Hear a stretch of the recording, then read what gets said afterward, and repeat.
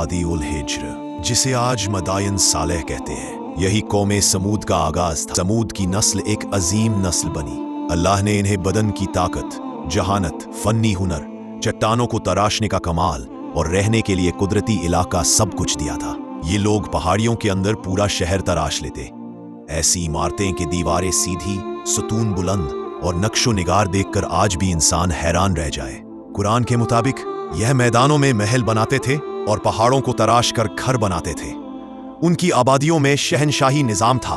बाजारों में रौनक, तिजारत, आवाज और रात को मशालों से जगमगाहट। वादियों में बागात थे, खजूरों की मीठी खुशबू, सरसब्ज जमीन। लेकिन फिर नेमतों का शुक्र भूलकर गरूर आ गया। ने अपनी ताकत और जहानत से यह सब बनाया है।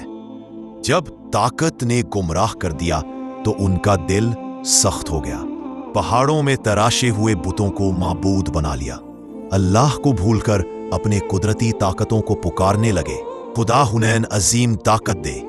अपनी ताकत, दौलत और पहाड़ तराशने की सलाहियत पर इतना गुरूर कहते, हमसे बड़ा कौन है इस दुनिया में। कमजोर लोगों पर जब्र, उनका हक छीना और सरदारों की मर्जी को ही कानून समझना। हजरत सालेह अलैहिस्सलाम वो अकेला वक्त गुजार कर अल्लाह को याद करते।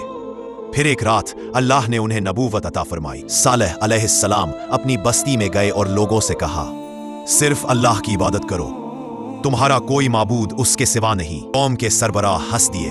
वो कहते, कल तक तू हमारा अक्लमंद दोस्त था, आज हमें हमारे माबूदों से रोक रहा है। हम तो तुझे नेक समझते थे, मगर अब तू हमें उन चीजों से रोक रहा है जो हमारे बाप दादा से चलती आ रही है।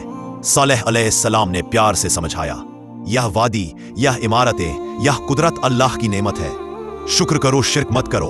मगर कौम का जवाब था, बेसबूत बातें ना करो। अगर तुम सच्चे नबी हो तो निशानी दिखाओ। सरबराहों ने कहा, इस पहाड़ी चट्टान के अंदर से एक जिंदा ऊँटनी निकाल कर दिखाओ, हम मानेंगे। सालेह अलैहिस्सलाम उन लोगों के साथ उस पहाड़ी के पास गए और अल्लाह से दुआ की, या रब, तू गवाह है, अपनी निशानी जाहिर फरमा। फिर एक लम्हा वादी का रंग बदल गया, पहाड़ बीच से फट गया, रोशनी की लहर ने सबको चौंका दिया और फिर एक अजीम ऊँटनी चट्टान से निकल आई। वो आम ऊँटनी नहीं थी, कुरान में इसे